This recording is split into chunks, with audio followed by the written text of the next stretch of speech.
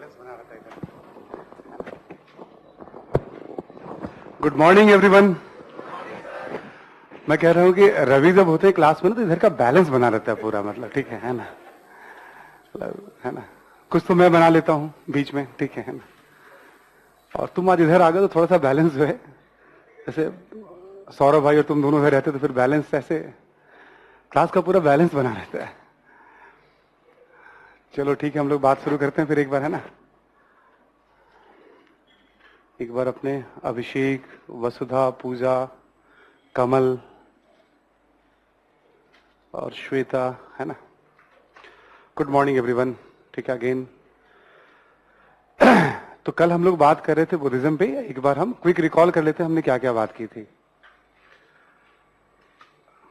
Welcome. कहाँ गायब थे तुम इतने दिनों से शुभम? अच्छा ठीक है।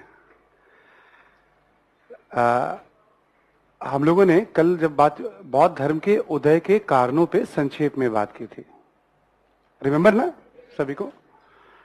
कॉन्सेप्ट्स मेंस में चांसेस कम है बट एक आइडिया हमें रखना है उसके बारे में।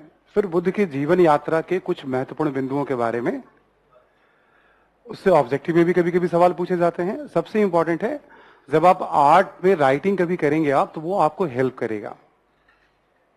जब भी आप आर्ट पे राइटिंग करेंगे, आगे हम पढ़ने वाले हैं अभी हम, वो आपको थोड़ा हेल्प करेगा कभी आप रीडिंग करोगे तो।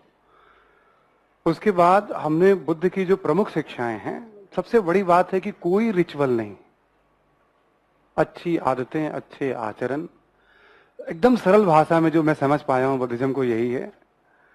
देखिए, संयमी जीवन, मध्यम मार्ग। बाकी तो काम काम की बातें हमने बताई दी थी आपको कि भाई 4 आर्य सत्य है, निर्वाण है, परिनिर्वाण है, महापरिनिर्वाण है, मतलब जो इंफॉर्मेशन वाले पार्ट्स हैं वो सब बताए गए हैं आपको। 4 आर्य सत्य में चारों जो दुख है ना, तो दुखी दुख है, आप देख ही सकते हो लाइफ में। मतलब अचीवमेंट्स के बाद भी लोग दुखी ही होते हैं, काश ये होता। बुद्ध के शब्दों में कहें तो हम, धनंजय गंभीर तो नहीं होना तुम, ठीक है। और दुख का कारण है, दुख निरोध है, दुख निरोध पे ले जाने वाले मार्ग हैं, 8 जो अलग अलग उसके स्टेप्स उन्होंने बताए हैं। बहुत अच्छा है, कभी खाली टाइम हो ना तो वो 8 मार्ग एक बार आप वैसे पढ़िएगा। एग्जाम के लिए तो मैं फोर्स नहीं करूंगा आपको कि ऐसे तो फिर 12 कड़ियां हैं, बहुत सारी चीजें हो जाती हैं।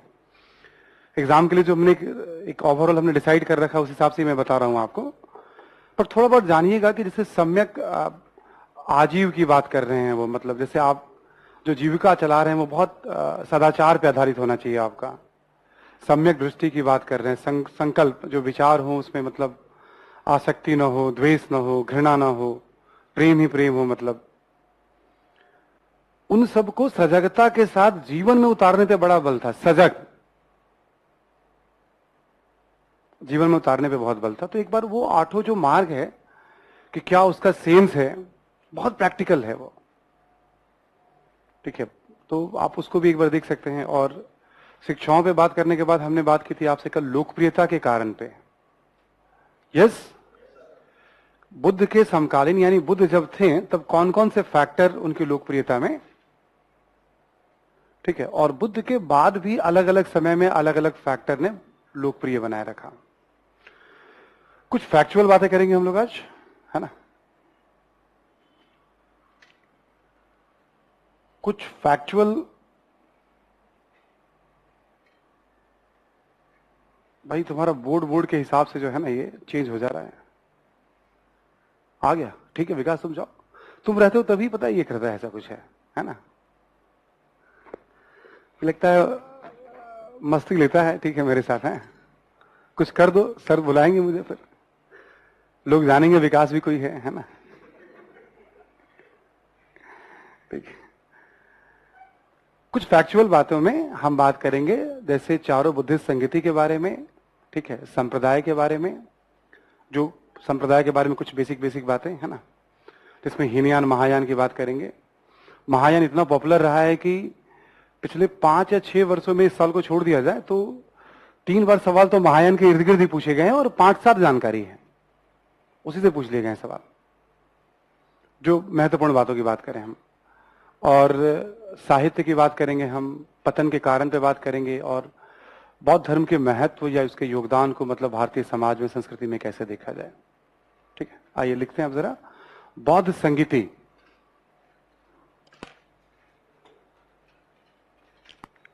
बौद्ध संगीति,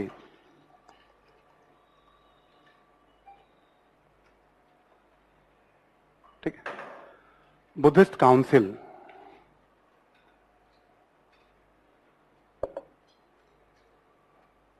ठीक है, बौद्ध संगीति बुद्धिस्ट काउंसिल।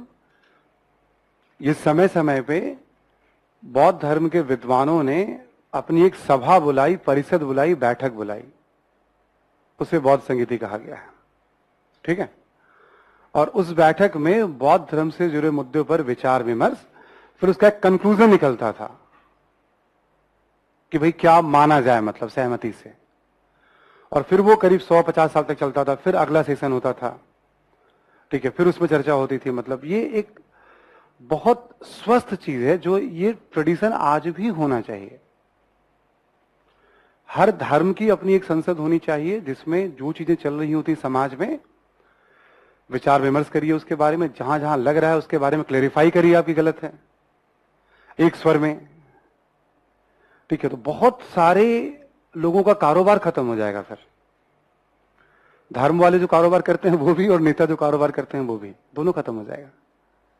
चलिए, धर्म इसको समय समय पे, हर धर्म को करना चाहिए, और समय समय पे ना एक परंपरा होनी चाहिए विश्व धर्म संसद टाइप की, कि 50 वर्षों के अंतराल पे बुलाया जाएगा, बहुत प्रेम और सौहार्द के वातावरण में। दुनिया को बहुत बेहतर बनाना है। कभी कभी मैं इस तरह की बातें कह जाता हूं, आपको अच्छा लगे तो आप उसको पकड़े रहिएगा। कुछ हो या ना हो लाइफ में, इंटरव्यू वगैरह में सुझाव में बहुत काम आएंगे वो। कुछ कभी कभी ना मौलिक सुझाव मांगे जाते हैं कि भाई मौलिक सुझाव दो। तो मौलिक क्या होता है? बस आइडिया जो आ रहे होते हैं समाज से कहीं ना कहीं से। ठीक है, तो ये एक अच्छी परंपरा थी बौद्ध धर्म की। हुआ क्या था, बुद्ध के जीवन काल में, जब वो अंतिम समय में थोड़ा बीमार हो गए थे, या उसके पहले भी कई बार जो भिक्षु थे, बहुत से लोग इस मकसद से आते थे कि बौद्ध संघ में जीवन बहुत अच्छा है, खाने वगैरह की समस्या है नहीं, रहने का मतलब इज्जत समाज में बहुत मिलता है, तो भाई चलो आ जाते हैं इसके अंदर। मतलब लोग बहुत प्रतिष्ठा दे रहे हैं, सम्मान दे रहे हैं ना। मतलब जहां बड़ा संगठन होता है वहां हर समाज में, धर्म में दोनों तरह के लोग दिखेंगे आपको। बुद्ध समय समय पर उस पर निगरानी रखने के लिए सिस्टम बनाते थे। प्रत्येक 15 दिन पे एक उपोसत, प्रत्येक 15 दिन पे एक उपोसत नामक एक, समझ लो एक तरह का कार्यक्रम कह लो आप, जिसमें प्रत्येक भिक्षुओं को, मतलब जो प्रमुख होते थे वो बोलते थे कि भाई गलतियों की पूरी एक लिस्ट बनाई गई, क्या क्या गलती हो सकती है। रूल बुक है, विनय पिटक के कई अलग अलग भाग हैं, उसमें एक पातिमुख है। पातिमुख जो है रूल बुक है भिक्षुओं के लिए और भिक्षुनियों के लिए।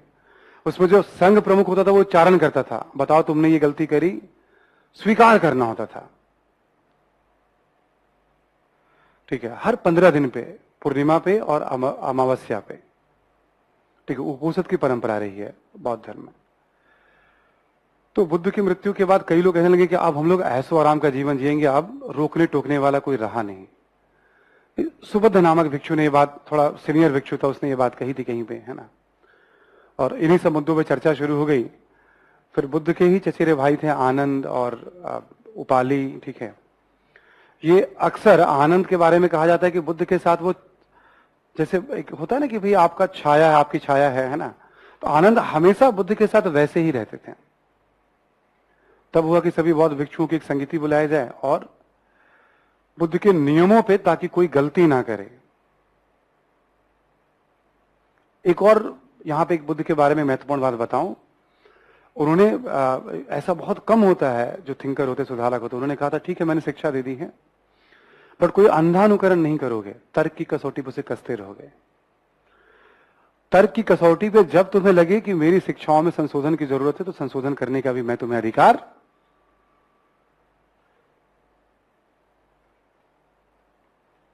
बाकी तो जितने भी धर्म ग्रंथ वगैरह होते हैं, जो भी होते हैं, तुम सवाल कैसे उठा सकते हो? क्यों बुद्ध इतने प्रासंगिक हैं? ठीक है, मतलब आप जरूरत, पता नहीं समय काल कैसा होगा आगे चल करके, तो आप उसमें संशोधन भी, उसकी व्याख्या भी कर सकते हो। लिखें आप प्रथम संगीति। अभी रुक जाओ, चारों तरफ से साइलेंट, थोड़ा लिख लो अभी। कोर्स को थोड़ा सा भगाएंगे, फिर बात करेंगे क्वेश्चन आंसर पे, है ना। लिखो, प्रथम संगीति, फर्स्ट काउंसिल 483 ईसा पूर्व, राजगृह, शासक था अजात शत्रु, अध्यक्ष थे महाकश्यप,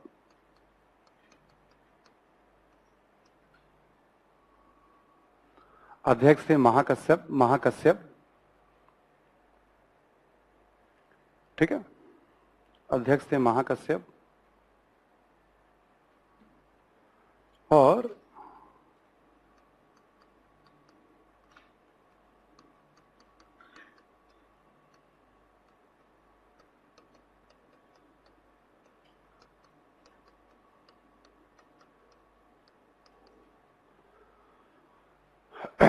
पहले संगति कब हुआ? 483 ईसा पूर्व, जब बुद्ध का महापरिनिर्वाण हुआ था, ठीक है, राजगृह में हुआ था, करेक्ट।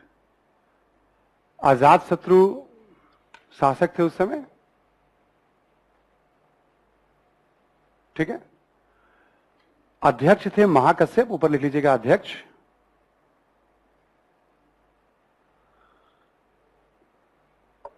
ठीक है। और इसमें हुआ क्या था? इस संगति के एंड में फाइनली निष्कर्ष क्या था? लिखिए, आनंद ने सुत पिटक का गायन किया,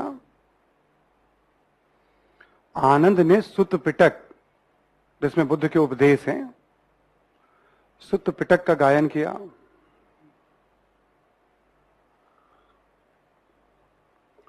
और उपाली ने विनय पिटक का गायन किया। उपाली ने विनय पिटक का गायन किया। उस समय लिखने की परंपरा नहीं थी, है ना, संगायन, गायन की परंपरा थी। तो उपाली ने विनय पिटक हो गया रूल बुक। हम साहित्य में भी बताएंगे आपको त्रिपिटक के बारे में, ठीक है। पहला काउंसिल हो गया। दूसरा लिखें आप, द्वितीय संगति,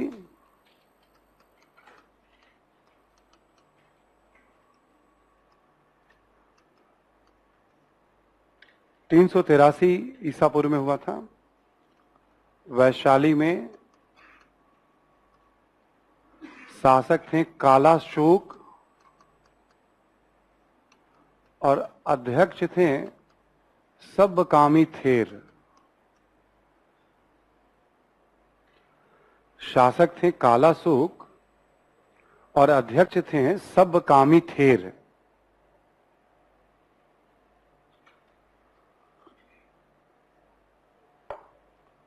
सबकामी, सर्वकामी थेर, पाली में सबकामी लिखा रहता है, सबकामी, है ना, थेर।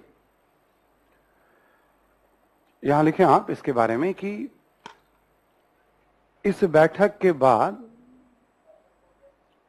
कालाशोक, शासक का नाम था कालाशोक, शिशुनाग वंश के शासक हैं। शायद मैंने इसका नाम जिक्र किया होगा आपसे जब मगध की बात कर रहे होंगे हम, है ना।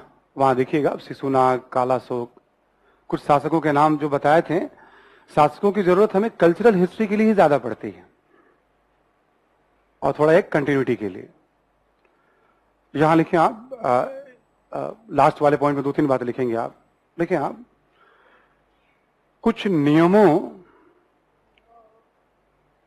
नियमों को लेकर विवाद, या 10 नियमों को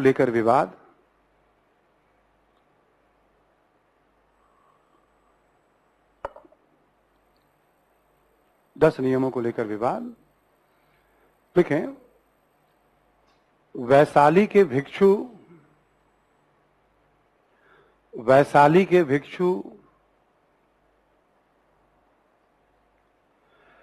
नियमों का उदारता पूर्वक पालन कर रहे थे।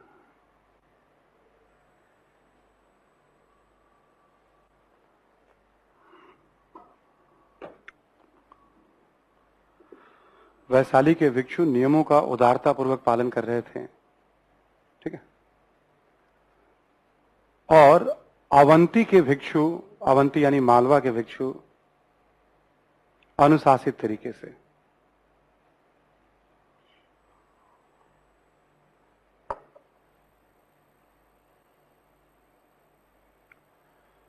अनुशासित तरीके से। ठीक है, तो इसी मुद्दे को लेकर के 10 अलग अलग था, वही जो 10 सील जो भगवान बुद्ध के थे ना, उसमें ये लोग थोड़ा उदार हो गए थे 100 वर्षों में। अवंती वाले अनुशासित थे, मालवा वाले जो थे। इसी मुद्दे को लेकर बैठक बुलाई गई थी, बात नहीं बनी।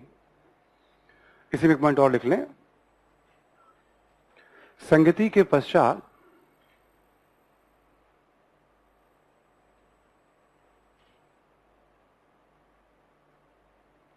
बौद्ध धर्म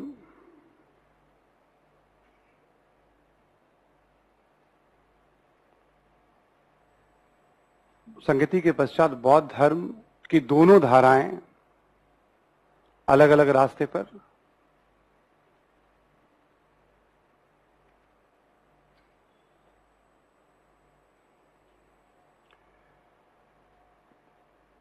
कॉमा देकर लिखे, अनुशासित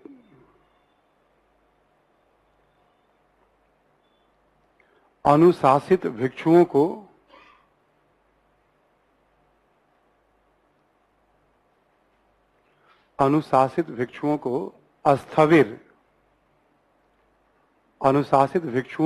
अस्थविर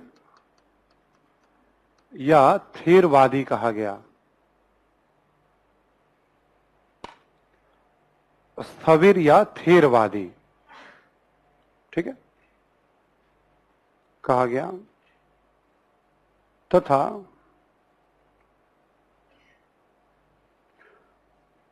उदार भिक्षुओं को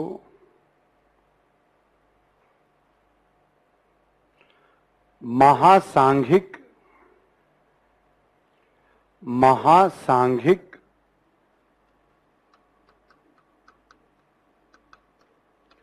या सर्वास्तवादी, महासांघिक या सर्वास्तिवादी,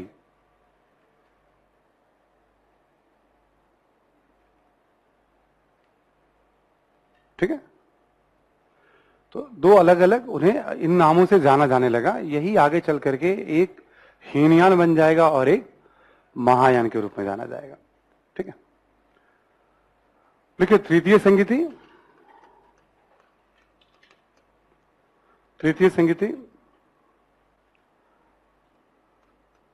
3rd सेंचुरी बीसी, पाटलिपुत्र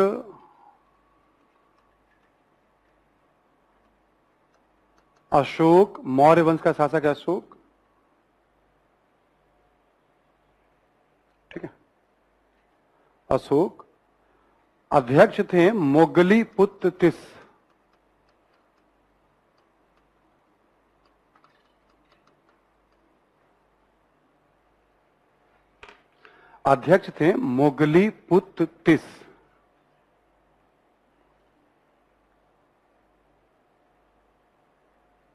ठीक है।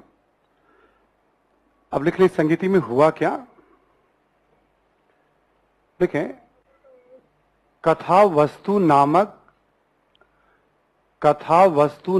पुस्तक का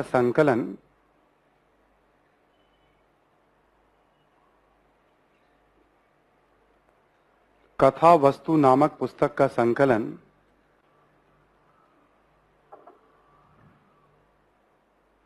और उसे अभिधर्म पिटक में शामिल किया गया।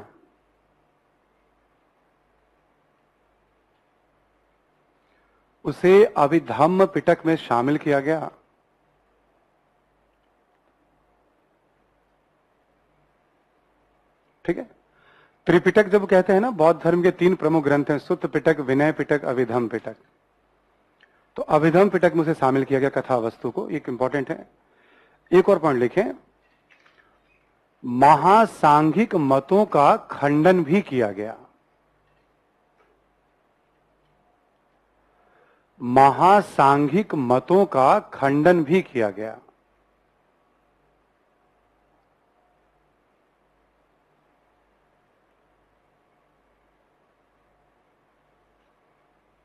ठीक है, महासांघिक मतों का खंडन भी किया गया।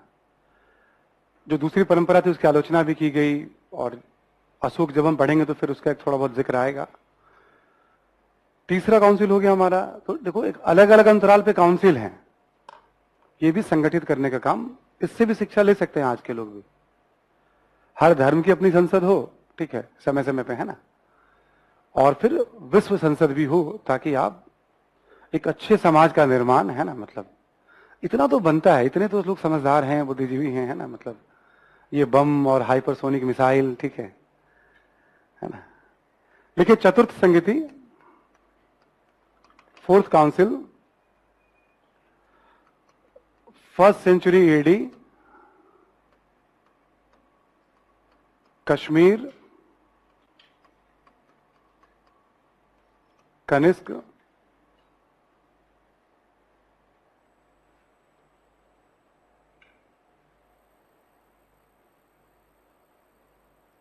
कनिष्क, और अध्यक्ष लिख लें आप यहां पे वसुमित्र, और एक उपाध्यक्ष भी थे यहां पे अश्वघोष।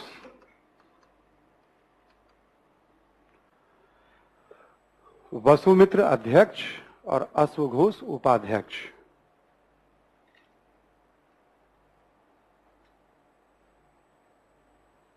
ठीक है, चौथी संगति हो गई। कनिष्क हैं, कुषाण वंश के शासक हैं, अभी आने वाले समय में पढ़ेंगे कनिष्क के बारे में भी हम। ठीक है, यहां लिख लें आप एक निर्णय, मतलब क्या हुआ संगति में।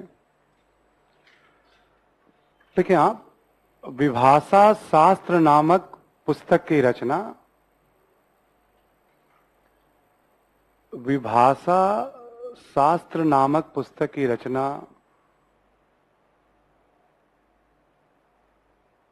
विभाषा शास्त्र नामक पुस्तक की रचना जो कि अब उपलब्ध नहीं है।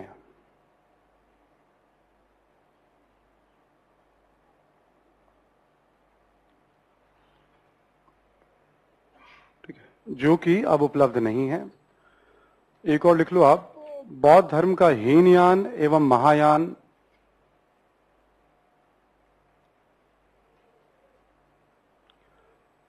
बौद्ध धर्म का हीनयान एवं महायान नामक दो संप्रदायों में विभाजन।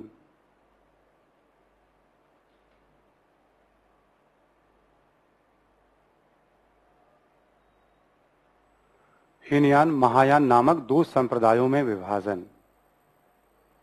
ठीक है, चार संगीति और उसकी इंफॉर्मेशन हो गए, है ना। अब हम लोग बात करेंगे बौद्ध धर्म के संप्रदाय के बारे में। ठीक है, आप जरा, बौद्ध धर्म के संप्रदाय।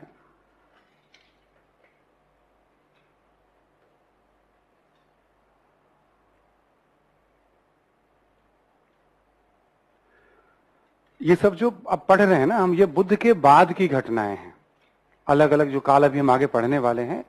पर जैसा मैंने कल ही कहा था आपको कि हम लोग बौद्ध धर्म से जुड़ी हुई सारी जानकारी एक ही जगह कलेक्ट रखेंगे हम, ताकि एक होगा, हाँ ठीक है, बुद्धिज्म पे हमारी एक पकड़ है, ऑब्जेक्टिव सब्जेक्टिव जो भी होगा आप वहीं से आप उसको हैंडल करेंगे।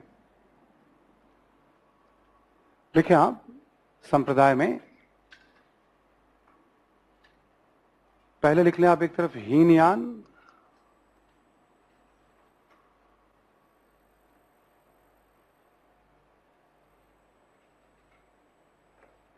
हीनयान।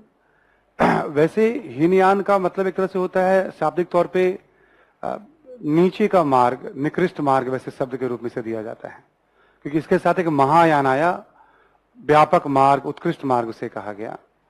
बट ये जो हीनयान है ये एक्चुअली बुद्ध वाली परंपरा है। ठीक है, इसके बारे में लिखें आप,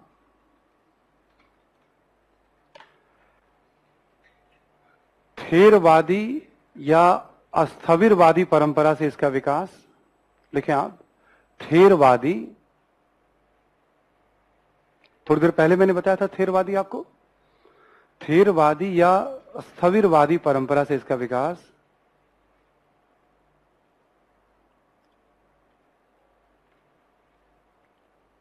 ठीक है, अस्थविरवादी परंपरा से इसका विकास।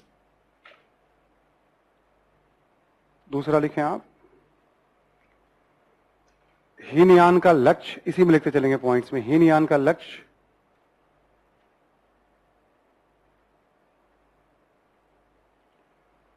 लक्ष्य है निर्वाण या मोक्ष की प्राप्ति।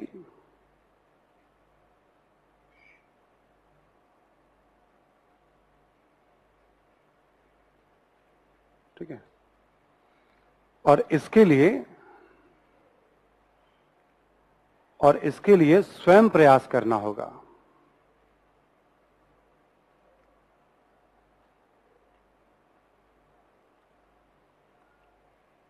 ठीक है, अपना मार्ग खुद बनाना होगा। बुद्ध क्या गए थे अंतिम उपदेश में? अपनी मुक्ति के लिए स्वयं प्रयास करो। ठीक है, तो ये अनुशासित वाली परंपरा में हो गए। अगला पॉइंट लिखें आप, इसी में हीनयान में ही देखिए, उपदेश पाली भाषा में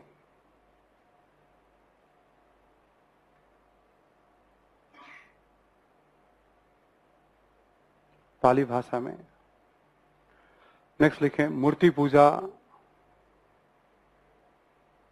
तीर्थ यात्रा,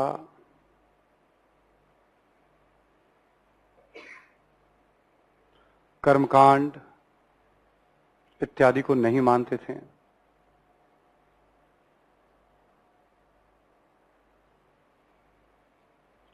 मतलब बुद्ध के शिक्षा के अनुरूप हैं ये बेसिकली, तो आपको ज्यादा कठिनाई नहीं होगी इसमें समझने में।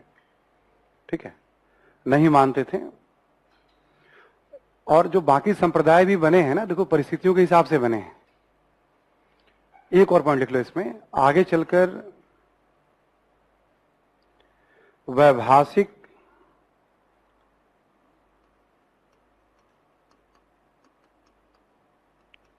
एवं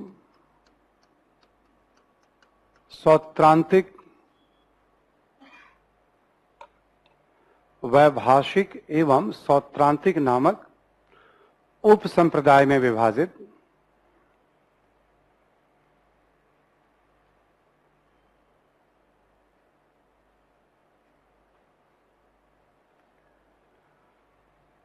किसी भी धर्म में देखोगे आप, ज्यादातर जो उप संप्रदाय वगैरह बनते हैं उसमें कोई ना कोई गुरु या उपदेशक कुछ नए तरह से उसकी व्याख्या करता है, फिर उसके फॉलोअर हो जाते हैं। ठीक है, तो वैसे ही जैसे वैभाषिक है, सौत्रांतिक है, क्योंकि मौर्य काल तक 18 संप्रदायों का उल्लेख मिलता है, तो पॉसिबल प्रैक्टिकल नहीं है। मतलब बौद्ध धर्म पे तो कोई किताबों का कोई अंत ही नहीं है, अनंत है।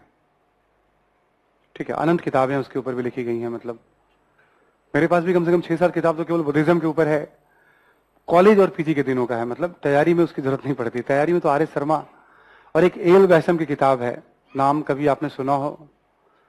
एल वैशम तो हमने यूट्यूब वगैरह पे कई बार, जो हमारे पुराने सेशन वगैरह उसमें नाम दे रखा है हमने उसको। मतलब अद्भुत भारत करके किताब है, एंशिएंट कल्चर पे बहुत अच्छी किताब मानी जाती है। यूपीएससी की फेवरेट किताबों में एक है किताब। जो गाइड वाले, जो गाइडधारी लोग होते हैं वो मतलब कुछ अजीब अजीब, कोई अजीब सिंघानिया करके हैं। मतलब ठीक है ना, बुरा लग जाएगा उनको, है ना, सम्मानित नाम है वो। ठीक है, तो वो मुझे समझ में नहीं आता कि वो उस तरह से पढ़ते हैं और कौन से सवाल उससे आता है। मुझे अब तक समझ में नहीं आया। लोग पढ़ते भी हैं कि भाई खरीद लेते हैं, मतलब है ना। लगभग जो चीजें रामशरण शर्मा और इसके 3-4 चैप्टर से नहीं बनती है वो नहीं बनती है। एनसीईआरटी की कुछ किताबें जरूर हैं नई पुरानी, ठीक है, कला वगैरह के ऊपर, वो उसका अपना एक महत्व हो सकता है। तो इसलिए कुछ भी, तभी हमने आपको रोक रखा है कि नहीं आप क्लास नोट्स पढ़िए और आर एस शर्मा वाली किताब। लास्ट में आपको रिकमेंड कर दूंगा अद्भुत भारत के कुछ चैप्टर, ज्यादा नहीं, उसमें भी है चैप्टर, बट 3 या 4 चैप्टर मैं रिकमेंड कर दूंगा आपको। कभी संभव लगा आपको पढ़ना, जानना चाहें आप, मूल किताब है वो बेसिकली। ठीक है, तो वो एक एल वैशम है, एक विदेशी लेखक है, वो कितना बेहतरीन तरीके से कल्चर को, और जो क्वेश्चंस वगैरह अभी भी, पिछले बार भी 2000 अभी जो लास्ट पीटी हुआ हमारा, उसमें एक मिताक्षरा पे और ठीक है विज्ञानेश्वर वगैरह पे जो सवाल पूछे गए थे उसका भी जिक्र उन्होंने मतलब अपनी किताब में। जब मैं यूट्यूब पे डिस्कशन करा रहा था तो मैंने कहा था कि एल वैशम में है, अभी मैं श्योर नहीं हूं, बट उसके बाद जब डिस्कशन करा था तब मैंने चेक नहीं किया था। दोबारा जब मैंने रीडिंग करी तो दिखा कि उसमें है वो एक्सप्लेनेशन। ठीक है, तो लाइव क्लासेस में भी आप देखिएगा कि जब मैं श्योर नहीं हूं तो मैं मना कर देता हूं। इसमें कुछ जाता नहीं है, ये आदत डालिएगा दुनिया में बहुत सारी चीजें हैं, हर समय हर बात किसी को याद। आदत डालिएगा कि हम गलत चीजों को कैरी ना करें, मतलब गलत इंफॉर्मेशन। कभी क्लास लेते वगैरह रहते हैं, कभी कुछ टंग ऑफ स्लिप हो भी जाता है हम लोगों से भी कभी, है ना। आप में से कोई स्टूडेंट, रेयर होता है बट कभी हो भी गया तो भाई बैठे हुए हैं हमारे सहयोगी जो हैं, या आप लोगों में से भी कोई याद दिला ही देते हैं, मतलब कि सर ये ऐसा है क्या, एक बार। तो मैं हमेशा कहता हूँ क्वेश्चन मार्क लगा लो उसको, एक बार कंफर्म करते हैं। हिस्ट्री में ना कई बार डाउट है, अलग अलग किताबों में इंफॉर्मेशन भी अलग अलग आ जाते हैं, ठीक है, तो उससे भी थोड़ी कंफ्यूजन वगैरह रहते हैं, बट स्टिल आइडिया केवल रखना है कि हाँ ठीक है, इसका संबंध था। कभी कभी ये पूछता है कि जैसे वैभाषिक संप्रदाय का संबंध किस धर्म से था, ऐसे पूछ देगा आपसे सवाल। अब आप लिखे महायान, हीनयान के बाद लिखे महायान।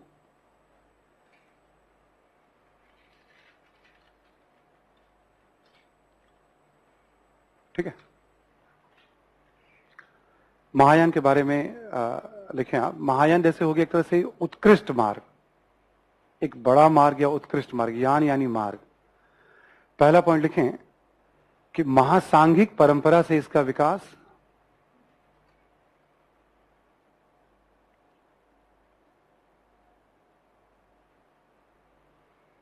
महासांघिक परंपरा से इसका विकास,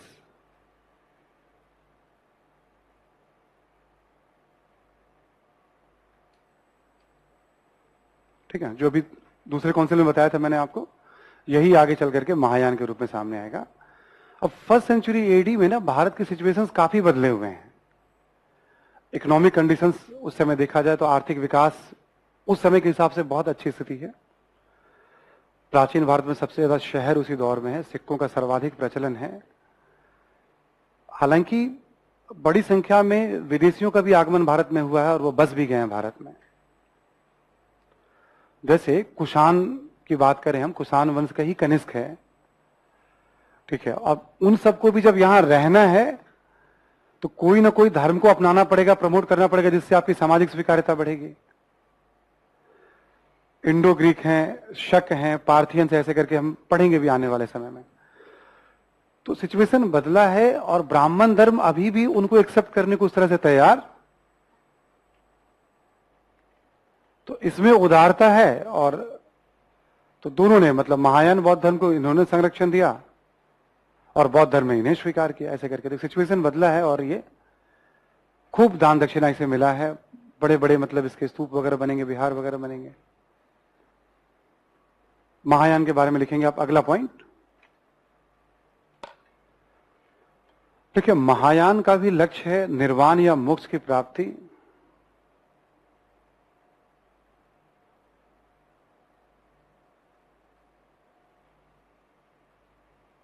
निर्वाण या मोक्ष की प्राप्ति,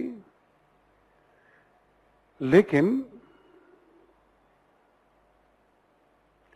इसके पश्चात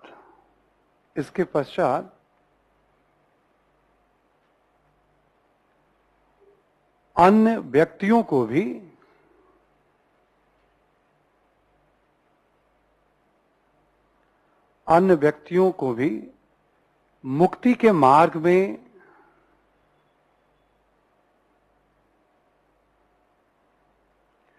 मुक्ति के मार्ग में सहयोग देना,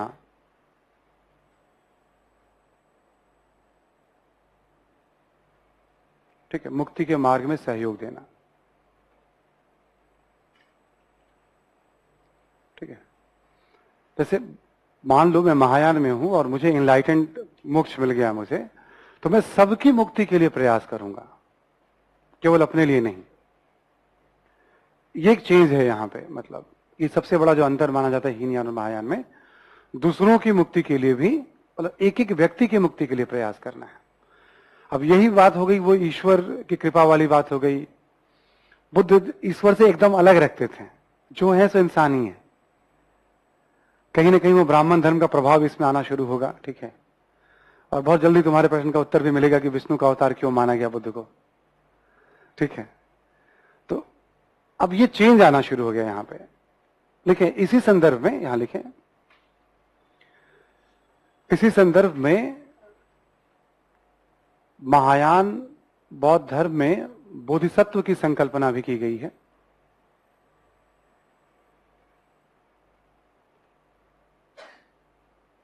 इसी संदर्भ में बोधिसत्व की संकल्पना भी की गई है।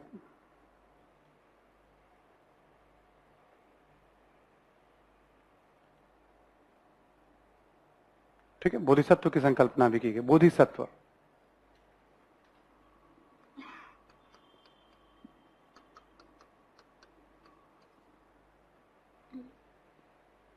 ठीक है।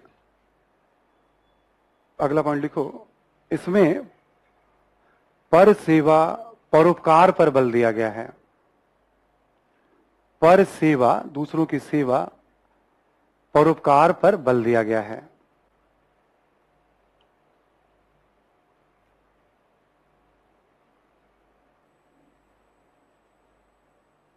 ठीक है, नेक्स्ट लिखो कि महायान बौद्ध धर्म में अलग अलग बोधिसत्व का उल्लेख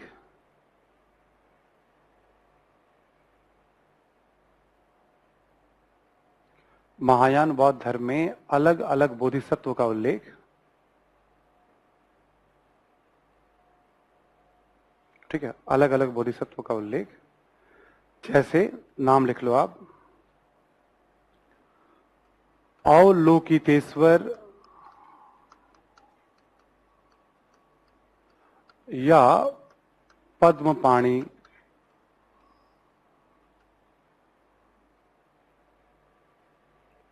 अवलोकितेश्वर या पद्मपाणि। इसका जो गुण माना गया है वो दया माना गया है। ठीक है, दया माना गया है ना। एक और बोधिसत्व का उल्लेख मिलता है, वो है मंजूश्री। इनका कार्य माना गया है बुद्धि को प्रखर करना।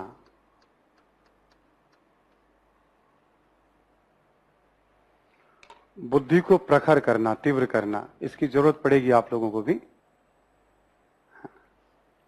मंजूश्री की कृपा होनी चाहिए, ठीक है। बुद्धि को प्रखर करना है ना। एक और बोधिसत्व की संकल्पना है मैत्रेय। मैत्रेय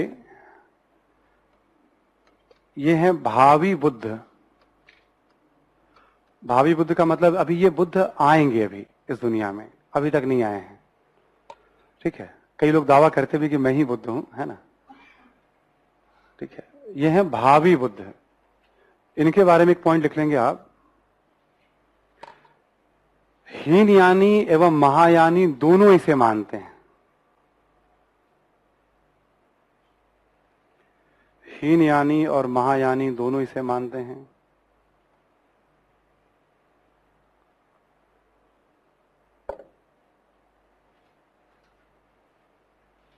ठीक है, दोनों इसे मानते हैं। तो कभी जैसे पूछ सकता है ये कौन है, तो बोधिसत्व है, इनका गुण क्या है। एक और पॉइंट लिखें आप इसमें कि बोधिसत्व में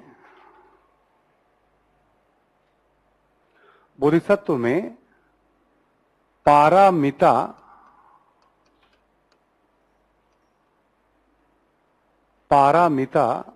या कुछ गुणों का होना आवश्यक माना गया है। बोधिसत्व में पारामिता या कुछ गुणों का होना आवश्यक माना गया है।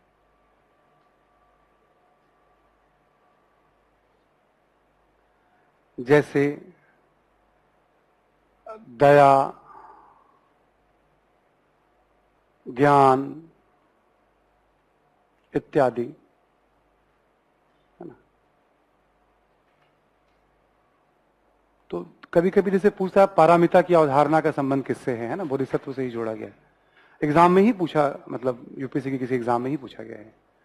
आगे लिखें आप, उपदेश संस्कृत भाषा में, उपदेश संस्कृत भाषा में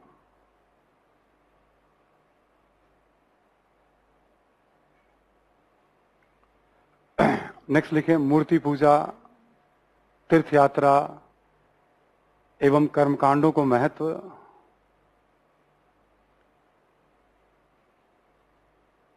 मूर्ति पूजा, तीर्थ यात्रा एवं कर्मकांडों को महत्व।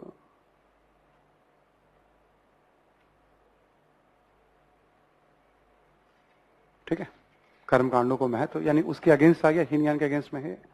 इसमें मूर्ति पूजा, तीर्थ यात्रा तो बौद्ध धर्म के बहुत करीब, ब्राह्मण धर्म में करीब आता चला जाएगा ये। नेक्स्ट लिखें आप कि शून्यवाद, शून्यवाद एवं योगाचार, शून्यवाद एवं योगाचार नामक दो उप संप्रदाय।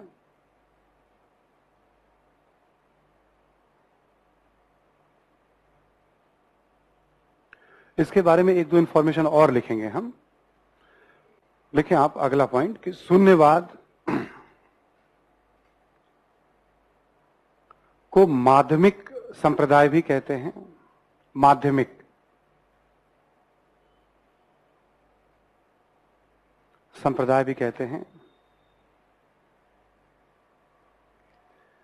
और इसके संस्थापक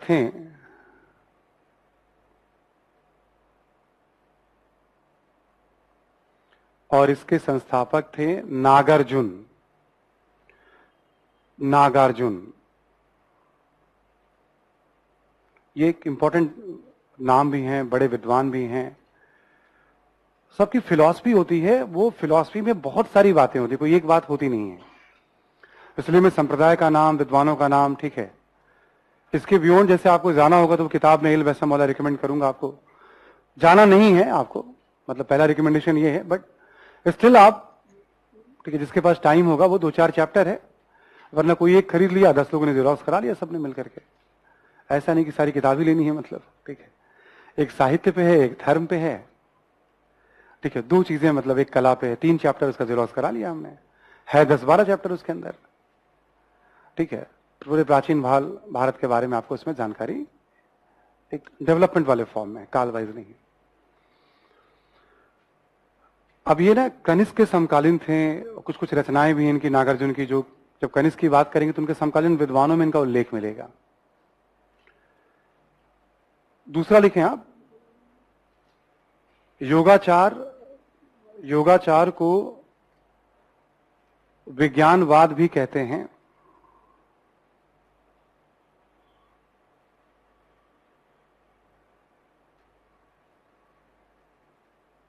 विज्ञानवाद भी कहते हैं। जैसे कभी विज्ञानवाद संप्रदाय का संबंध किससे है, तो बौद्ध धर्म से, बौद्ध धर्म में किससे, तो महायान बौद्ध धर्म से, है ना, ऐसे, ठीक है।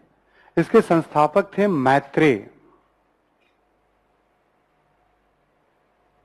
मैत्रेय बौद्ध भिक्षु का नाम है मैत्रेय, बुद्ध के अवतार नहीं थे, नाम ही था उनका मैत्रेय। इसके संस्थापक थे मैत्रेय। इसी में लिख लें आप असंग एवं वसुबंधु। असंग एवं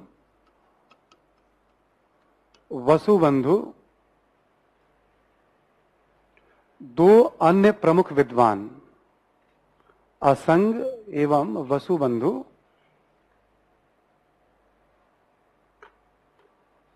ठीक है। कभी विद्वानों के बारे में जैसे कुछ विद्वानों का नाम आ जाए, किनका संबंध बौद्ध धर्म से था, किनका जैन धर्म में किसी और, ऐसे प्रश्न भी आ सकते हैं। बहुत सारी रचनाएं हैं, साहित्य का कोई लिमिट नहीं है, धार्मिक साहित्य का भी लिमिट नहीं है, इनकी भी बहुत सारी रचनाएं हैं। इसलिए नाम हमने लिया है कि साहित्य, एक धार्मिक साहित्यकार के रूप में इनकी एक अलग पहचान है। बट अब उतनी किताबों का नाम तो संभव नहीं है, अभी बहुत सारी किताबें वैसे ही आनी है अभी, ठीक है। तो बस एक टच सा बना रहे कि हाँ, हीनयान हो गया, महायान हो गया आपका, ये 2 प्रमुख संप्रदाय। धीरे धीरे क्या होगा, भारत में प्राचीन काल में ही 5वीं-6वीं सदी के बाद, खासकर 6वीं सदी और उसके बाद एक तांत्रिक संप्रदाय का उदय होगा। हिंदू धर्म में भी, बौद्ध धर्म में भी, जैन धर्म में भी इसका प्रभाव दिखेगा। तांत्रिक संप्रदाय में क्या होता है कि वो शक्ति की उपासना की जाती है,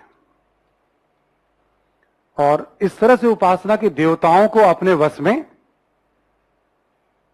हम जो चाहें देवता करेंगे, ठीक है।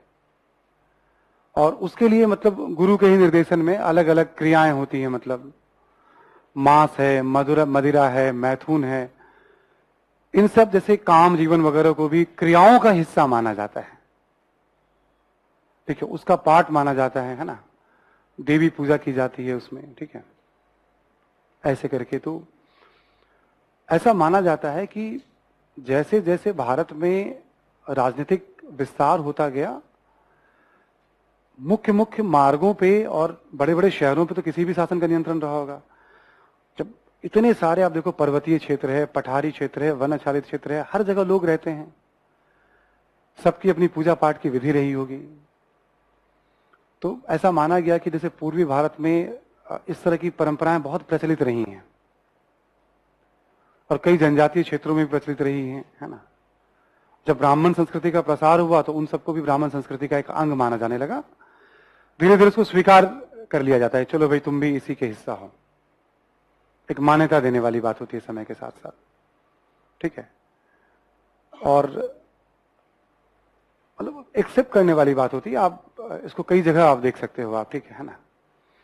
और उसका प्रभाव बौद्ध धर्म, जैन धर्म पे भी दिखता है हमें, ठीक है। कई सारे जो मंदिर वगैरह बनेंगे पूर्व मध्य काल में, उस पर भी उसका प्रभाव दिखेगा आपको। लिख लें आप जरा, वज्रयान।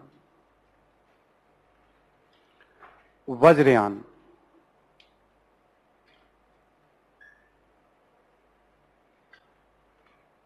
लिखें,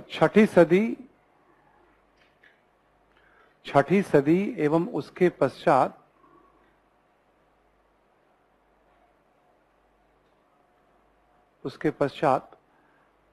वज्रयान नामक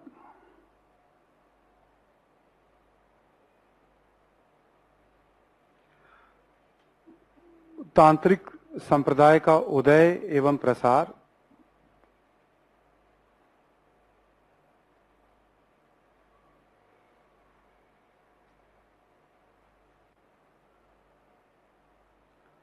तांत्रिक संप्रदाय का उदय एवं प्रसार, ठीक है। इसमें लिखें आप कॉमा देकर के, शक्ति की आराधना,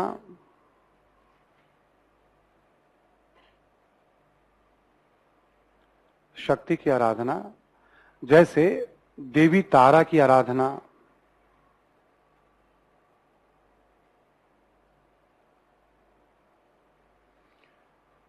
अब जैसे क्या होता है इसमें, जैसे बहुत सारे बोधिसत्व हैं जो समय समय पे इनलाइटेंड हुए हैं, ठीक है, तो उनकी पत्नी की आराधना इसमें शुरू हो जाएगी, ठीक है, कि देवता कुछ नहीं करते बल्कि पत्नी ही क्रियाशील रहती है, ठीक है। देवता तो अलग पृथक रहते हैं, ऐसा माना जाता है इसमें, है ना। तो देवियों की आराधना इसमें की जाएगी, ठीक है। शक्ति की आराधना, जैसे देवी तारा की आराधना, ठीक है। इसी में लिखें, तंत्र मंत्र पर बल,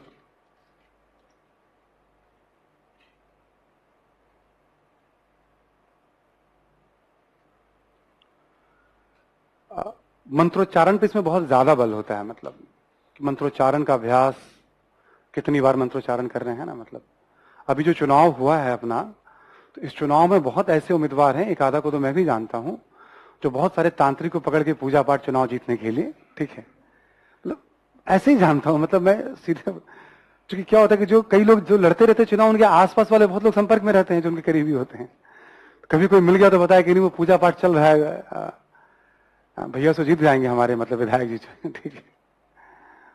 और जैसे अभी भी देखोगे आप, तो नेपाल एक बड़ा केंद्र रहा है इसका, तिब्बत एक बड़ा केंद्र है इसका, असम में जो कामाख्या मंदिर उसके आसपास का इलाका है, बंगाल के कुछ क्षेत्र हैं, गोरखपुर का जो इलाका है, मतलब ये विंध्याचल वाला जो एरिया, यहां भी माना जाता है, मतलब ठीक है। तो ऐसे कई केंद्र हैं, पीठ हैं, मतलब शक्तिपीठ, जहां इस तरह की पूजा पाठ वगैरह की जाती है ना, ठीक है। आप में से कोई यूपीएससी के लिए तो नहीं कर रहा है ना, मतलब तंत्र मंत्र? कितने लोगों ने अंगूठी धारण कर रखा है? कोई बात नहीं, मतलब मैं ऐसे ही पूछ रहा हूं, ठीक है ना। कुछ हो नहीं हो, आस्था तो मजबूत हो ही जाता है, मतलब बस पूरी तरह से मानना नहीं किसी भी चीज को, क्योंकि कर्म का कोई भी सब्स्टिट्यूट बुद्ध यही बता के गए, ठीक है। कर्म सब कुछ अपने हाथ में है, बस उससे क्या होता है, कुछ करने से थोड़ी कहीं आस्था रखने से आस्था थोड़ी प्रबल हो जाती है कि नहीं कुछ और ब्लेसिंग्स भी आ रही है, पॉजिटिव सोचना शुरू कर देते हैं, अदरवाइज ऐसा कुछ है नहीं, मेरी अपनी राय में, ठीक है, कि जो मेहनत है वही है सब कुछ, ठीक है ना। तो ये हो गया आपका तंत्र मंत्र मंत्रोच्चारण की बात इसमें की गई है। इसी में लिखें आप अगला पॉइंट एक और वज्रयान में ही लिखिए, विक्रमशिला महाविहार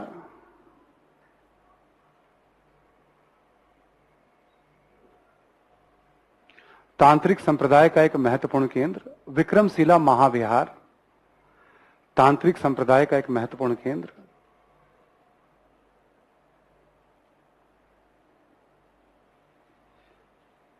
तांत्रिक संप्रदाय का, आगे हम महाविहार के बारे में थोड़ा सा पढ़ेंगे। हम जब प्राचीन काल में शिक्षा इकट्ठे में बताऊंगा आपको, नालंदा, तक्षशिला और विक्रमशिला तीनों का मैं जिक्र करूंगा, थोड़ा थोड़ा परिचय दूंगा मैं उसके बाद। वहां कुछ और इंफॉर्मेशन बताऊंगा, एक दो विद्वानों के बारे में, तिब्बत लेके कौन गया था, ये सब। ये हो गए कुछ संप्रदाय उप संप्रदाय, संगीति हो गई, संप्रदाय उप संप्रदाय हो गए।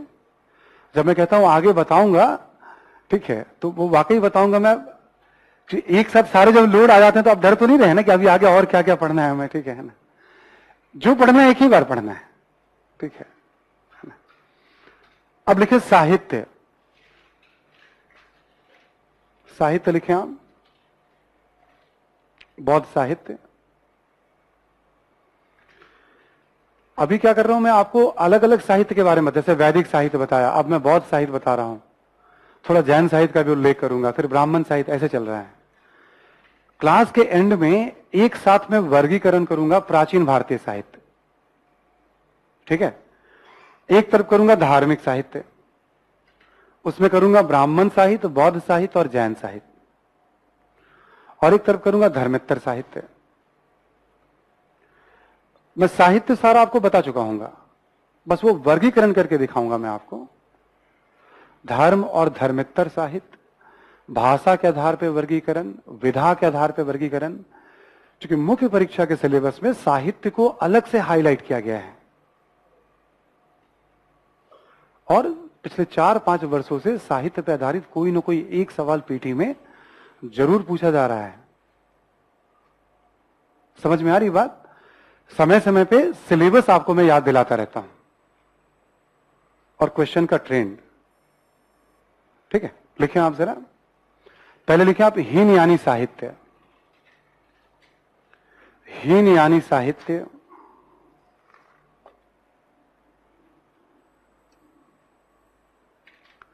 हीन यानी साहित्य में पहला लिखें आप त्रिपिटक।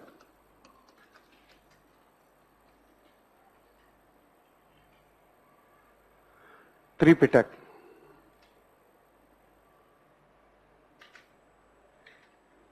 अभी हमने बताई दी आपको त्रिपिटक के बारे में। सुत्त पिटक, विनय पिटक और अभिधम पिटक।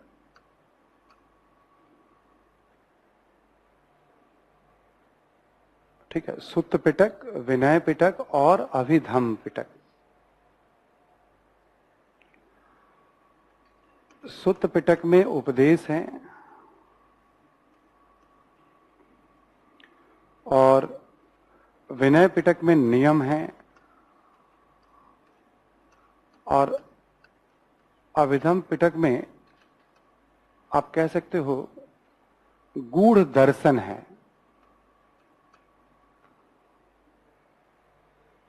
सूक्ष्म दर्शन का सूक्ष्म पहलू है, ठीक है। जैसे चित्त है मान लो, तो वहां पे चित्त को समझा रहे कि चित्त होता क्या है, चेतना है तो चेतना क्या होता है, ठीक है। ये थोड़ा सा मतलब मेरी रेंज के बहुत बाहर है, ठीक है। मेरी रेंज के बाहर कहने का मतलब चित्त है, चेतना है ना, मतलब थोड़ा फिलोसफिकल भी हो जाएगा, कुछ साइंटिफिक भी हो सकता है, ये है ना, दोनों तरह की बातें इसमें हो सकती हैं, ठीक है।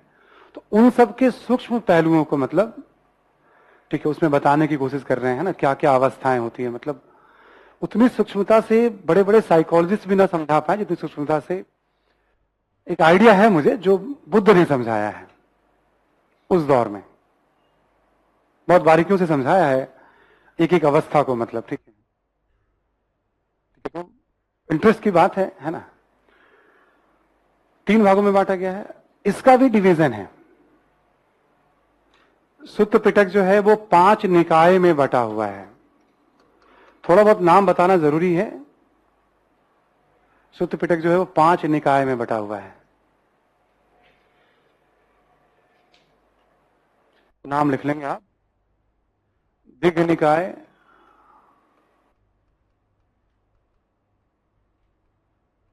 मध्यम निकाय, मध्यम निकाय, संयुक्त निकाय। आवाज ब्रेक हो रहा है क्या? हाँ, आवाज ब्रेक हो रहा है, देखो एक बार।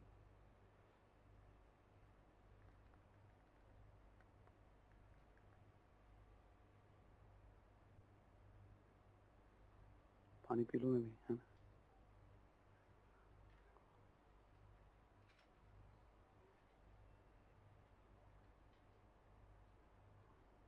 जिम जा रहे हो? जिम जा रहे हो? दो धीरे से बोला, बाकी सुन कैसे लिया सब लोगों ने? है तुम्हारा अनिल ठीक है? ओके। तो हम लोग बात कर रहे हैं दिग्घ निकाय, मध्यम निकाय, संयुक्त निकाय,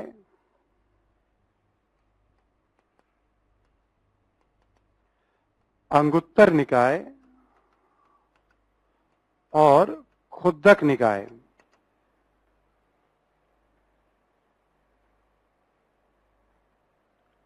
स्मार्ट बोर्ड का ये फायदा है।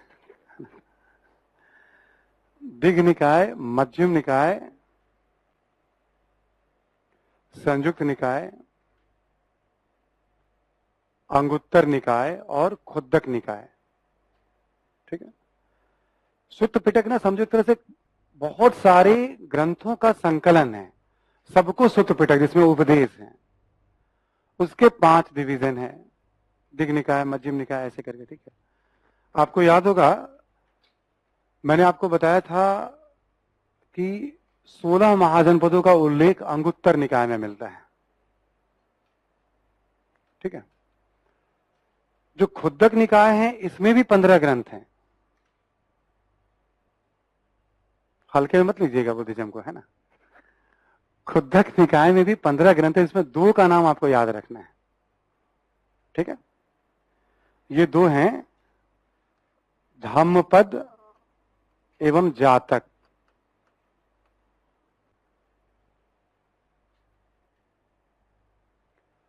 धम्मपद एवं जातक, हाँ, किताब है। धम्मपद जो है इसे बौद्धों की गीता कहा गया है। लिख लें आप। धम्मपद को बौद्धों का गीता कहा जाता है, बौद्ध धर्म मानने वालों का।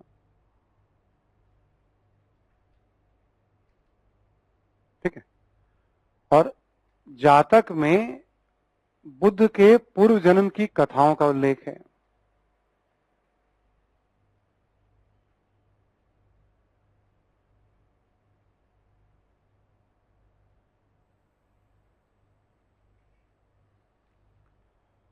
पूर्व जन्म की कथाओं का उल्लेख है जातक में। जब आप किताब पढ़ोगे तो जातक का सबसे ज्यादा उल्लेख मिलेगा इतिहास को समझने में। जातक ग्रंथों में ये बात कही गई है। ठीक है। बहुत सारी उसमें नैतिक शिक्षा है, सोसाइटी इकोनॉमी की जानकारी है। ठीक है। ट्रेड वगैरह की इंफॉर्मेशन है, राजनीति के बारे में, व्यवसाय के बारे में, मतलब अलग अलग प्रसंगों में वैसे बताया गया जातक के बारे में, है ना। और भी इसमें बहुत सारी किताब हैं। तो ये 2 इंपॉर्टेंट है आपके, धम्मपद और जातक, ध्यान रखिएगा। जब हम बात करते हैं विनय पिटक, तो विनय पिटक में ही एक ग्रंथ है पातिमोक्ष। विनय पिटक भी बहुत सारे किताबों का समूह है। ठीक है। उसी में एक ग्रंथ है पातिमोक्ष। ये है आपका रूल बुक।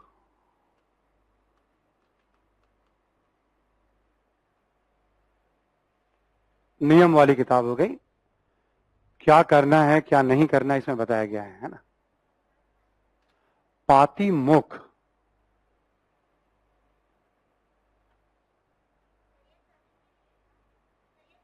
बौद्ध भिक्षुओं के लिए है।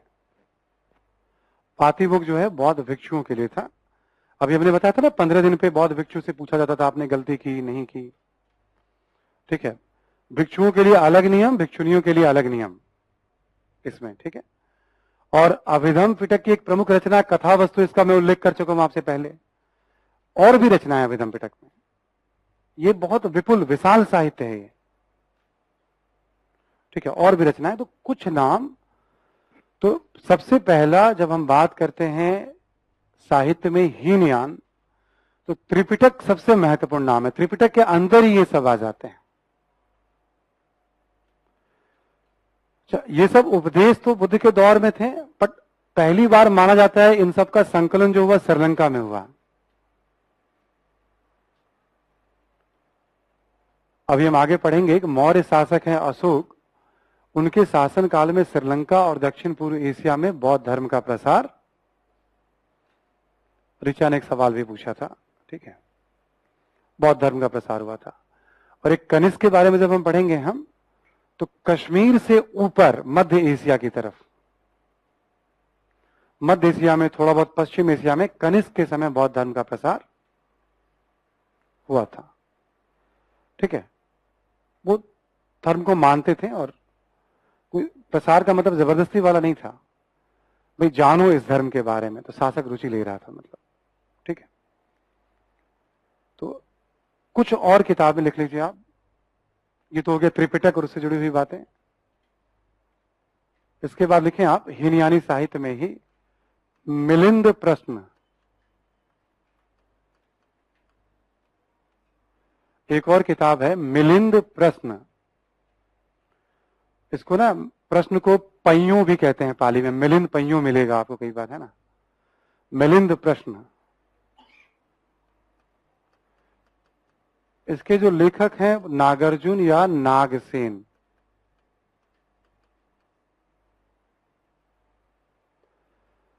इसके लेखक हैं नागार्जुन या नागसेन। ये नागार्जुन अलग हैं। ठीक है, अभी जो नागार्जुन की हमने बात की थी वो 1st सेंचुरी और 2nd सेंचुरी एडी में थे, और ये जो नागार्जुन है 2nd सेंचुरी बीसी में है। 300-400 साल का अंतर है। इनको नागसेन भी कहा गया है। एक यूनानी शासक हैं राजा मिलिंद, विद्वान भी थे, और ये बौद्ध भिक्षु में, दोनों के बीच में वार्तालाप है। बुद्ध के दर्शन को, बुद्ध की फिलॉसफी को सरलता पूर्वक इसमें समझाया। बहुत बेहतरीन किताब है मिलिंद प्रश्न जो है। ठीक है, और अभी राजा मिलिंद के बारे में मरणोत्तर काल में पढ़ेंगे हम, है ना। एक और लिख लें आप वंश साहित्य।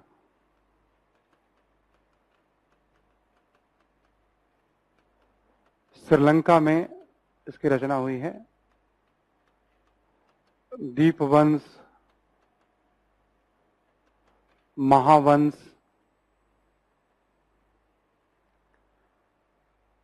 दीपवंश, महावंश, वंश साहित्य। इसमें बहुत सारी रचनाएं हैं वंश के नाम से, जो अलग अलग सदी में होती रही है।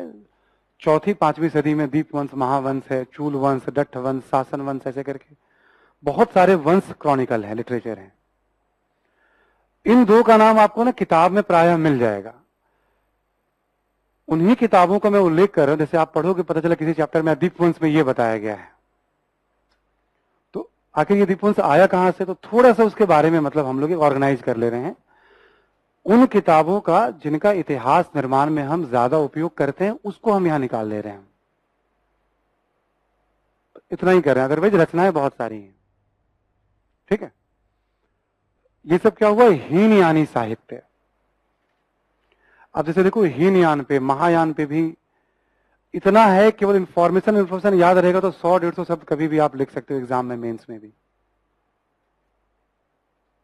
समझ में आ रही है बात। कभी आ गया क्वेश्चन, दोनों संप्रदायों के बारे में संक्षेप में कुछ बताएं, तो इतनी बातें हैं आपकी कॉपी में, यदि फैक्चुअली भी आपको याद रहेगा तो आप बताने की स्थिति में, बस एक ऑर्डर में।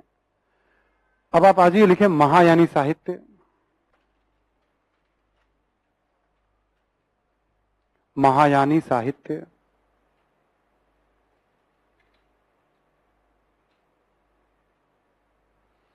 महायानी साहित्य में पहला लिखें आप ललित विस्तर।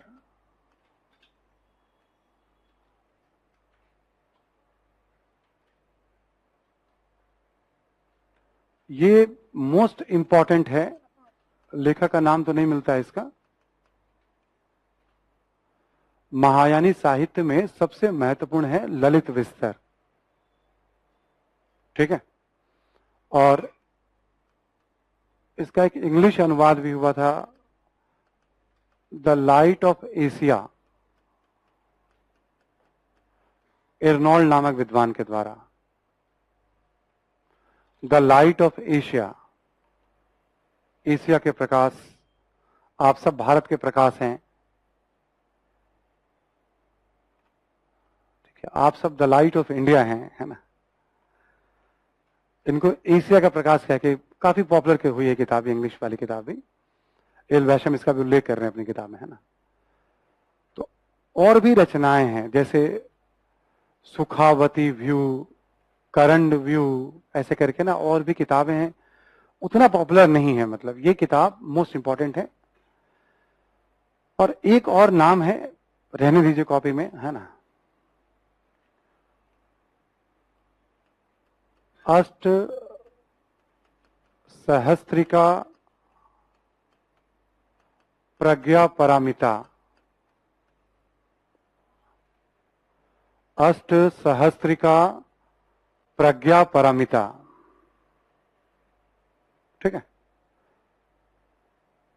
परामिता से तो आप कॉन्सेप्ट लगा ही लेंगे कि महायान बौद्ध धर्म का होगा ये। परामिता यानी महायान, परामिता यानी गुण, बस ऐसे ही, उतना इंपॉर्टेंट नहीं है। बट 7-8 नाम दिया हुआ है एल भाषा में, तो उसमें से हमने 2 किताबों का नाम निकाला है, ठीक है, कि ये 2 पहला इंपॉर्टेंट है आपका, है ना।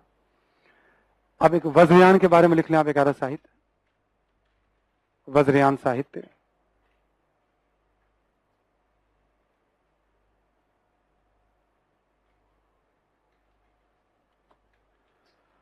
वज्रयान साहित्य में लिख लें आप मंजूश्री मूल कल्प,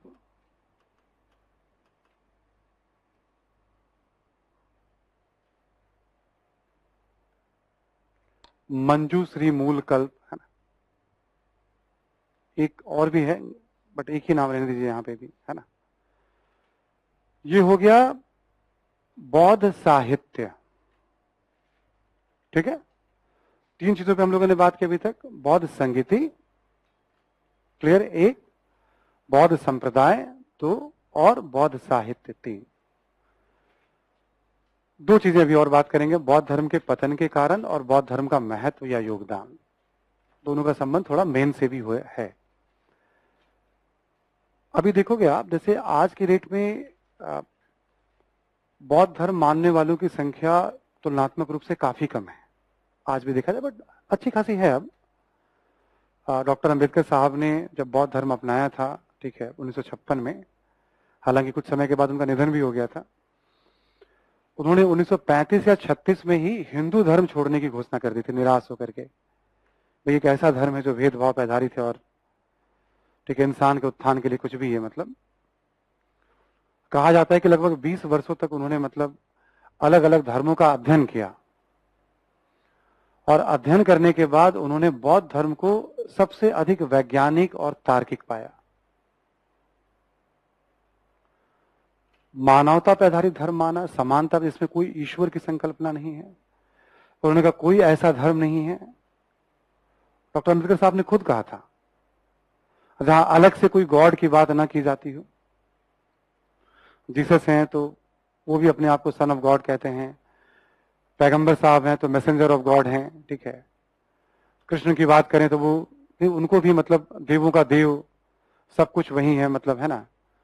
तो वो इस तरह से स्टडी है उनकी अपनी, मतलब कि कोई ऐसा नहीं। तो यही एक है जहां ठीक है, जहां किसी तरह की देवता की बात नहीं, जहां तर्क की बात है, विज्ञान की बात है, तो उस तरह से तो समाज को आगे जाना चाहिए, उनका अपना दृष्टिकोण था, तो उन्होंने बौद्ध धर्म को 56 में अपनाया था। बड़ी संख्या में लोग बौद्ध अनुयायी बने भी हैं, हमने बता ही दिया। हीनयान को मानने का मतलब है रिचुअल्स का तो कोई स्कोप ही नहीं है। अलग बात है, ठीक है, डॉक्टर अंबेडकर साहब की भी बहुत जगह मूर्तियां, मतलब ठीक है ना, यदि मूल शिक्षाओं पे जाए तो मूर्तियां बननी नहीं चाहिए, ठीक है, पर उनकी मूर्तियां भी बन जाती हैं। पर क्या होता है, देखो मूर्तियों को लेकर ना दो दृष्टिकोण है, हमेशा ध्यान रखिएगा। विवेकानंद वाला जो दृष्टिकोण मैं कहता हूं वो लॉजिकल लगता है मुझे, कि वो एक तरह से प्रेरणा देने का काम करता है। हर व्यक्ति को हर समय ध्यान थोड़ी रहता है, कम से कम मूर्तियां याद दिलाती हैं डॉक्टर अंबेडकर उनकी शिक्षाओं के बारे में। मूर्ति बनाने का मतलब नहीं कि हम पूजा पाठ शुरू कर दें वहां। डॉक्टर अंबेडकर को देखते ही याद आता है कि हाँ, उनका क्या शिक्षा, कुछ तो बातें याद आ ही जाती है ना। तो उसका अपना एक महत्व, यदि कोई परंपरा चली आ रही तो एकदम से ऐसा नहीं कोई परंपरा गलत ही होती है ना। और हिमालय के तराई वाले इलाके में, जो तिब्बत से लगा हुआ इलाका, वहां पे बौद्ध धर्म मानने वाले रहे हैं। बट मध्यकाल तक आते आते भारत में, मतलब मुख्य भूमि उत्तर भारत से, पश्चिम भारत से, दक्षिण भारत से बौद्ध धर्म मानने वाले लगभग संख्या बहुत कम हो गई या लुप्त ही हो गए एक तरह से। तो बहुत लोग आश्चर्य भी व्यक्त करते हैं कि भाई जिस धर्म का पूरा उत्थान प्रसार ही भारत में हुआ, वो भारत से लुप्त क्यों हुआ, तो अलग अलग समय में अलग अलग कारणों की बात की जाती है। उसी संदर्भ में बौद्ध धर्म के पतन, यहां पतन से आशय मानने वालों की संख्या में गिरावट या लगभग उनका लुप्त हो जाना। विचार लुप्त नहीं हुए। भारत से बाहर हम बात करें साउथ ईस्ट एशिया में, जैसे श्रीलंका, बर्मा, वियतनाम, और भी देशों की बात करें हम, है ना, कंबोडिया, लाओस, इन सब में हीनयान ज्यादा पॉपुलर है। और ये जो अपना पांचों तान रहा है, इंक्लूडिंग अफगानिस्तान, पाकिस्तान, सातों तान, यहां पे महायान पॉपुलर कभी रहा है। बट इस्लाम के उदय के साथ धीरे धीरे महायान बौद्ध धर्म और इस्लाम में टकराव, और या तो धर्म परिवर्तित करना पड़ा या उन्हें छोड़ना पड़ा, ठीक है, पलायन करना पड़ा उन्हें वहां से, या दूसरे संप्रदायों को अपनाना पड़ा। प्रतीकों को तोड़ा गया, नुकसान पहुंचाया गया, ऐसा जो राइज के दौरान टकराव हुआ है ना। बट साउथ ईस्ट एशिया में हीनयान रह गया है, तो ये प्राचीन काल से ही रह गया है, ठीक है। भारत में जरूर गायब हुआ, बट बाकी देशों से संपर्क बना रहा, ठीक है। विचार के स्तर पे तो कभी गायब होने से रहा, मतलब है ना, आज भी जब इनके रेलिवेंट की बात होती है, ठीक है, तो ऐसा कुछ है। तो पतन से आशय है अनुयायियों की संख्या में गिरावट और लुप्त प्राय हो जाना, पूरे मध्यकाल तक आते आते। लिखे आप, पतन एवं कारण, भारत धर्म में बौद्ध धर्म के पतन के कारण।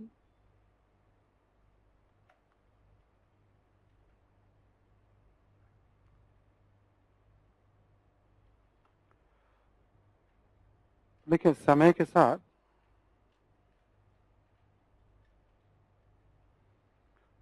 बौद्ध धर्म में उन बुराइयों का प्रवेश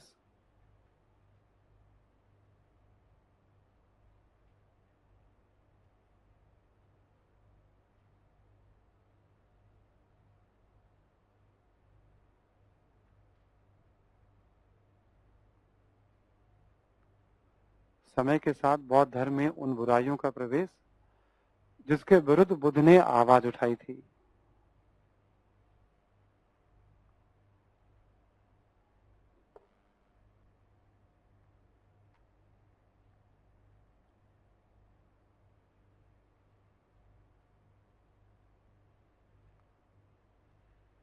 आवाज उठाई थी, जैसे अंधविश्वास, कर्मकांड,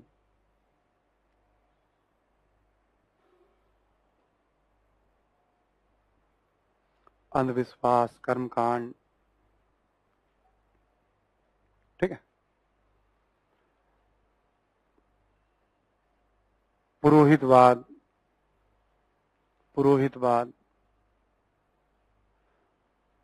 मूर्ति पूजा,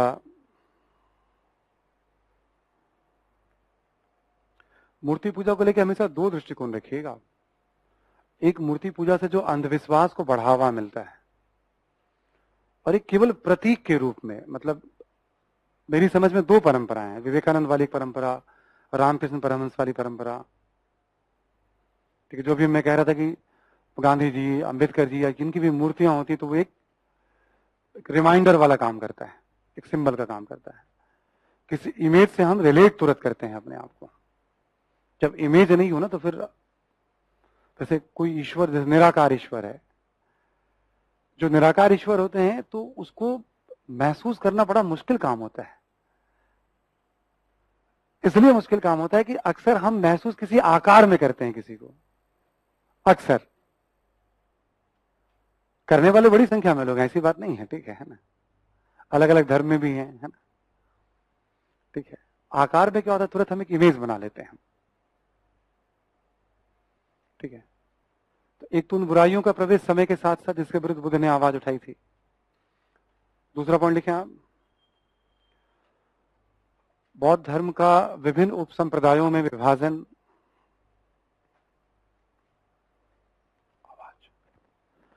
विकास,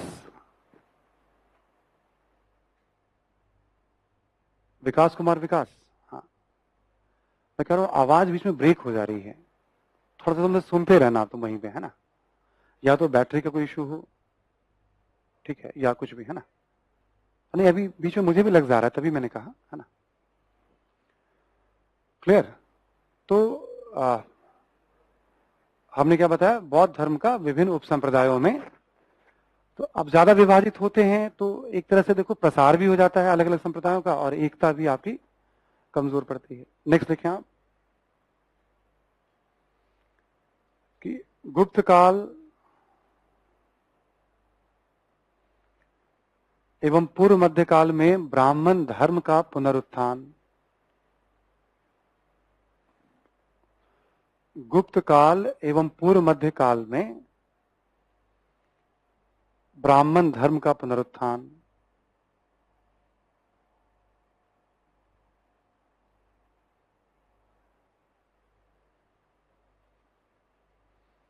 इसे में लिखें, बौद्ध धर्म में ब्राह्मण धर्म में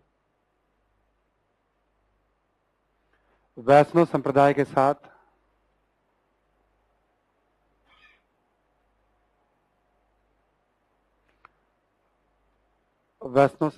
साथ भक्ति एवं अहिंसा पर बल,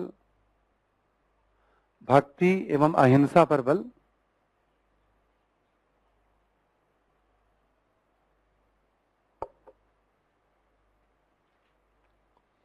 तथा समाज के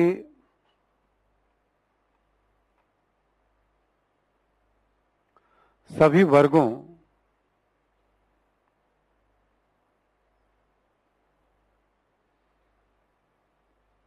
वर्गों के मोक्ष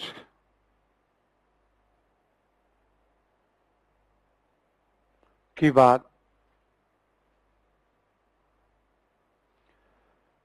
जो ब्राह्मण धर्म या हिंदू धर्म में जो शुरुआती भेदभाव में दिखाई पड़ता है सोसाइटी के साथ, ठीक है, तो वैष्णव संप्रदाय में कहा गया कि कृष्ण की भक्ति करके कोई भी मोक्ष पा सकता है। एक जो बड़ा अंतर था ना कि भाई सबको मोक्ष का ही अधिकार नहीं है, धीरे धीरे अलग अलग कारणों से गुप्त काल तक आते आते वैष्णव संप्रदाय काफी लोकप्रिय हो गया। उसमें अहिंसा पे भी खूब बल था। जो वैष्णव होते हैं, लहसुन प्याज तक भी कई बार लोग नहीं खाते जो वैष्णव होते हैं ना, तो फिर अंतर करना मुश्किल हो जाएगा। बौद्ध, महायान बौद्ध या बौद्ध धर्म और वैष्णव धर्म में अंतर करना। अगला पॉइंट लिखो, गुप्त काल में महायान बौद्ध धर्म एवं वैष्णव संप्रदाय में अंतर करना मुश्किल। महायान बौद्ध धर्म एवं वैष्णव संप्रदाय में अंतर करना मुश्किल।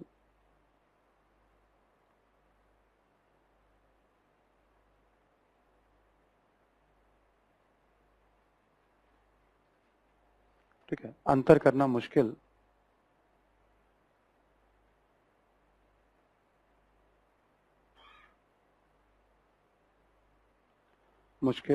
तथा बुद्ध को विष्णु के अवतार के रूप में पूजा जाने लगा।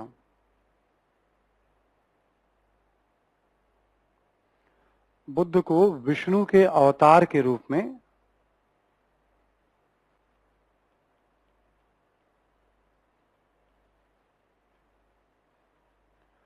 पूजा जाने लगा।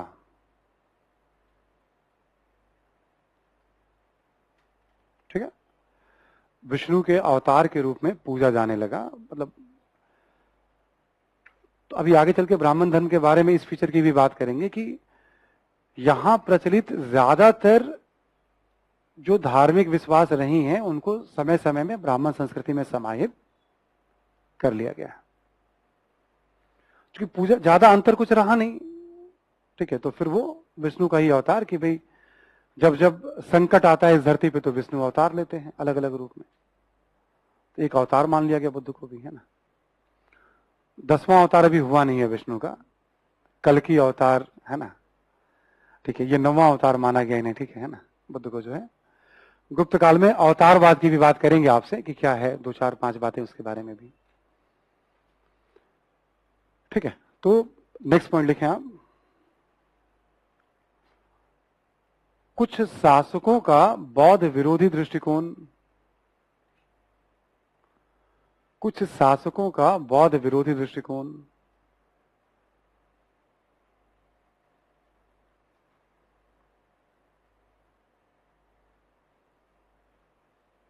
ठीक है, दृष्टिकोण अलग अलग दौर में, जैसे लिखो आप हूण शासक, हूण, मैं लिख दे रहा हूं बोर्ड पे एक बार, हूण शासक मिहिर कुल,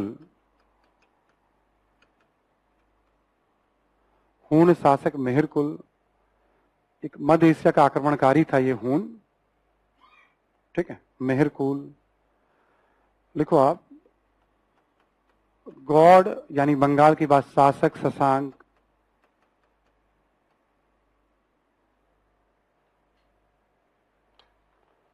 गौड़ नरेश शशांक या गौड़ शासक शशांक, ये हर्षवर्धन का समकालीन था, इसका उल्लेख आएगा अभी आगे। इसने क्या किया था, उस बोधि वृक्ष को ही कटवा दिया था जहां बुद्ध को ज्ञान की प्राप्ति हुई थी, क्योंकि उसकी शाखाएं श्रीलंका पहले ही जा चुकी थी, उसकी शाखा, या कई और दुनिया के अलग अलग हिस्सों में भी। तो उसी से जो पीपल का वृक्ष श्रीलंका में था, फिर दोबारा से वहां ला करके उसे लगाया गया वहां, है ना। तो इनको बौद्ध विरोधी माना गया है, मतलब इससे भी नुकसान होगा। नेक्स्ट लिखें आप, राजकीय संरक्षण में कमी,